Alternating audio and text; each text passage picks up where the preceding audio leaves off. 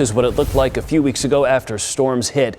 This devastating flood blamed on the burn scar left behind by the Telegraph wildfire, which burned in that area in June. Well, tonight, people are doing everything they can to prepare for another possible round of flooding.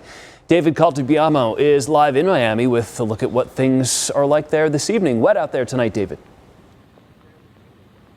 Jared, the weather just started picking up. The rain is starting to come down in buckets here in downtown Miami, and people, they are not messing around anymore. There are sandbags in front of businesses in the downtown area that was flooded a few weeks ago, and you can see some people here in the last minute filling up their local business here with sandbags, trying to make sure it doesn't get flooded. County officials are also keying into some newly approved funds to help the entire community. Longtime residents, well, they just hope that the work helps. Raging waters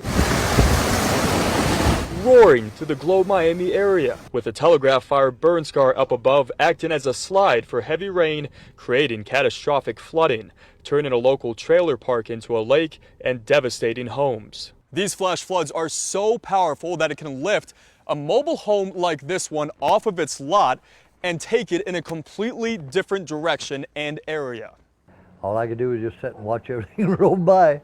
Longtime Globe resident Charlie Mitchell sat on his mobile home porch, trapped by rising waters and dangerous debris, creeping up step by step to where he's sitting. It was scary, you know. I'm like, man, I don't know what I'm going to do next. Like I say, one more step and I would have been trying to figure out how to get on the roof. Now, Carl Medford, the emergency manager with Gila County, is using $3.8 million of newly approved state funds for damage control, clearing debris like this mangled horse trailer that once waved through town, placing sandbags and Jersey barriers. Carl says it'll make a difference for the next time it floods. The goal with post-fire flooding and avoiding that is getting water a clear passage through. It's not just stuff floating by. Everything you work for and everything you do, to flood survivors like Charlie.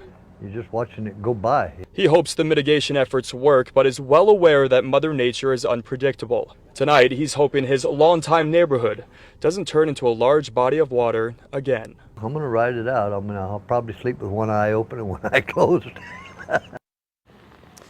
Well, David, the monsoons brought pretty decent rainfall to us here in the valley. You're about an hour east of us. Any idea of how much they've seen so far this season there?